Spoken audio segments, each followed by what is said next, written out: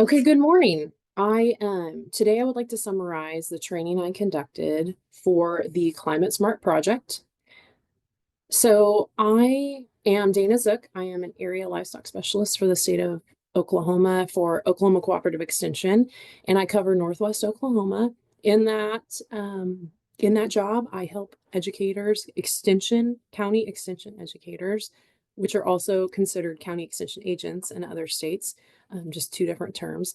I help them with their livestock programming. This is all breeds of livestock and a variety of different management factors for those livestock. So one of those things includes range management. And so this was a project and in-service training for extension educators. And we called it a train the trainer training. And so I'll tell you a little bit more about that. This training was hosted in Alva, Oklahoma at our technology center there, September 27th of 2024. Okay, so my training outline focused, as I said, on county extension educators for Oklahoma Cooperative Extension. My training method, which is probably a little bit unconventional, was a train the trainer. So we do this in other livestock programs, such as beef quality assurance, where we train county extension educators to train their producers, landowners, constituents within their county. So I took that method, which we can apply to a variety of different things, and use that train the trainer to apply range management aspects of that. So my topics and focuses were the Rangeland Analysis Platform, or RAP, which I'll refer to several times during this. And then another big focus was just a better understanding of woody encroachment on rangeland here in Oklahoma. So this might be a little bit repetitive, but my lesson focus encompasses a couple different things. So with the training, we wanted to increase the understanding of woody encroachment in Oklahoma. We wanted to get a basic foundation of that. Then while doing that, we introduced the Rangeland Analysis Platform and developed some basic skills within the platform. So evaluating property for appropriate stocking rate, along with evaluating extent of woody cover within properties as well. So we wanted to just get a good baseline for some of these things, a good stepping off point to allow those educators to develop some skills so they could take that back to their county and utilize within their county extension offices. So here's the flyer that I developed. We did not promote this to the public. This was just for people who were really interacting with landowners. So that was our extension educators within both K-State and Oklahoma State Extension, in addition to landowners within NRCS. So we worked with them as well.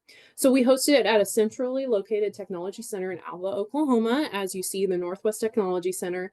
We utilized funds from the Comanche Pool Prairie Research Foundation to sponsor the meal.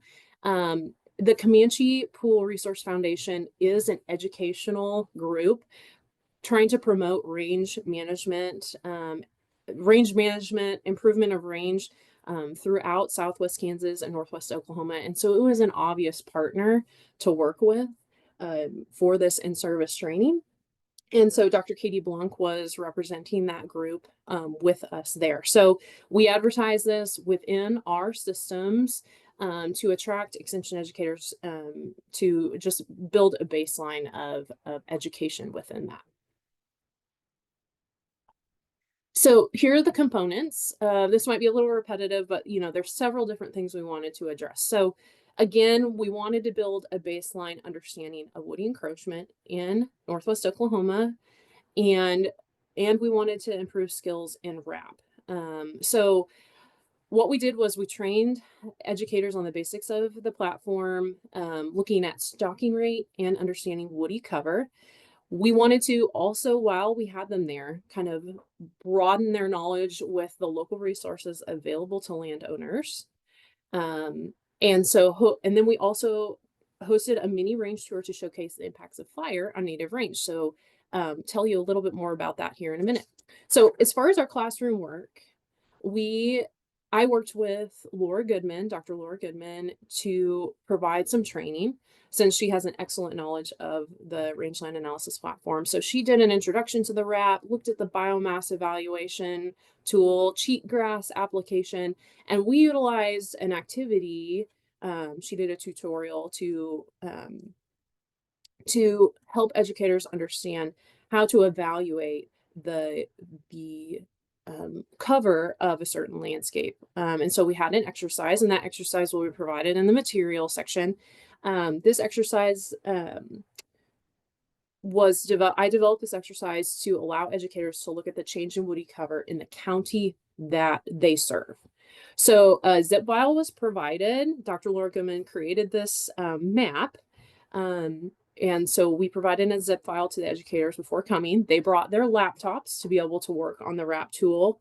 And so I'll show you that shape file that the zip drive provided, but it looked at the entire state of Oklahoma with all the counties delineated, which was really cool. And so let me show you that here.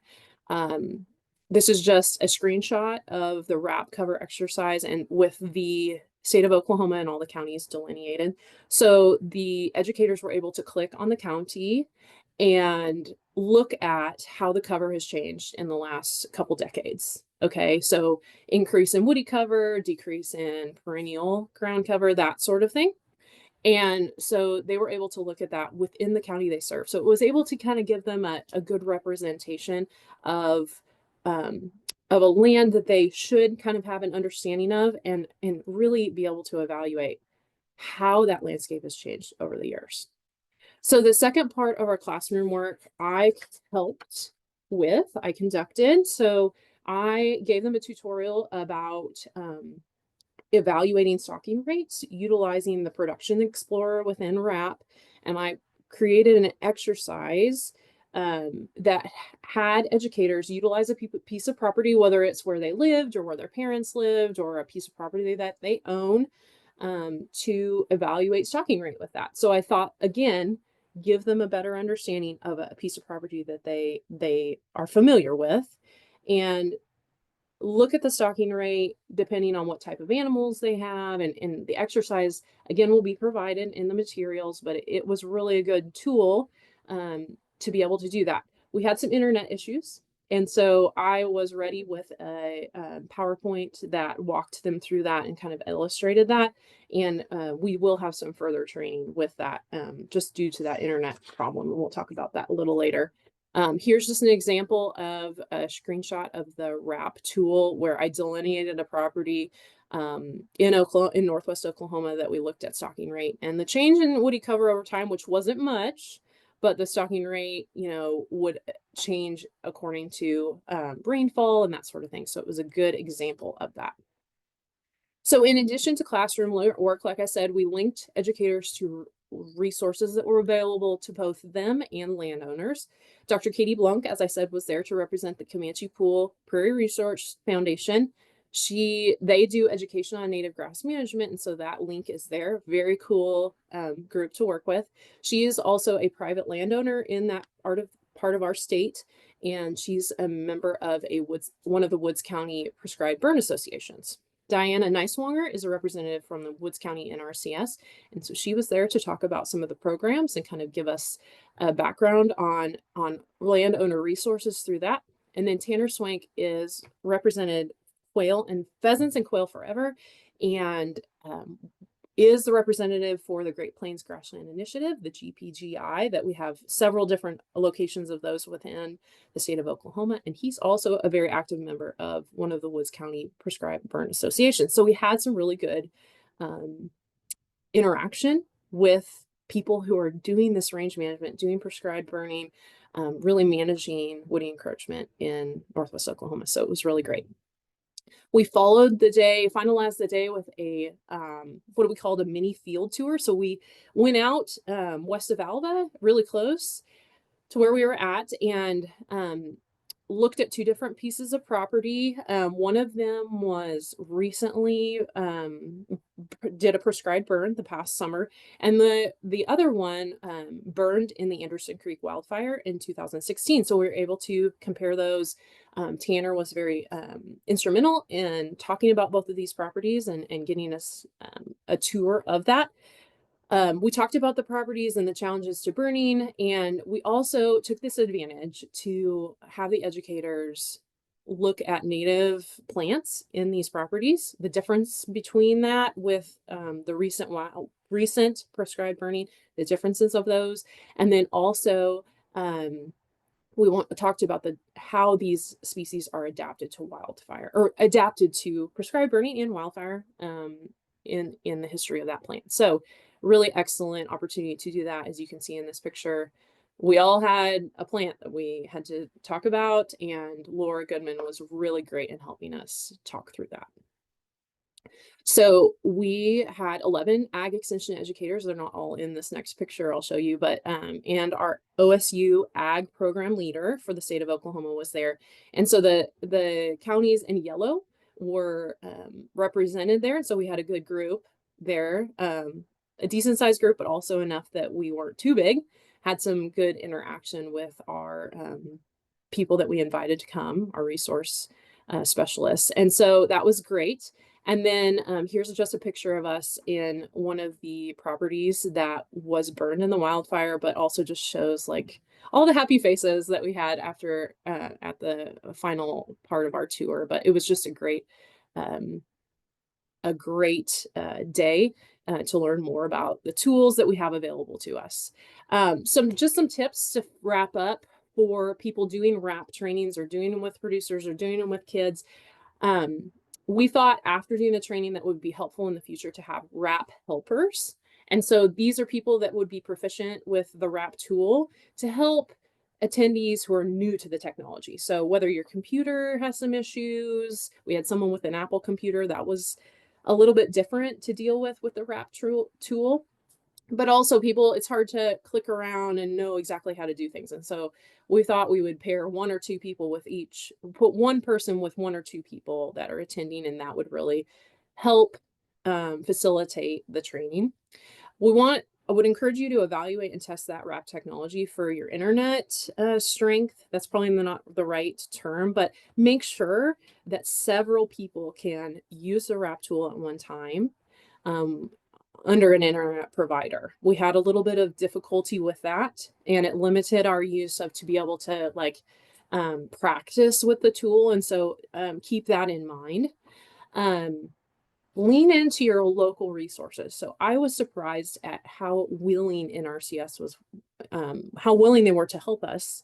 The local prescribed burn associations were very interested in us learning about this, other private landowner groups. It was really a great interaction, just a stepping off point for me as well as the educators. And so it really started the conversation about how important the topic of woody encroachment is in Northwest Oklahoma. So as I said, I sought out extension educators outside state boundaries. We invited them. We had several people from K-State that were registered to come, but some things happened and they weren't able to be there. But I would again do that as I plan to do future trainings. I'm going to reach across state lines because I think this is so new and so very important to do this. So I'm going to continue to train on these topics. So with that is kind of the summary of my lesson for my Climate Smart project.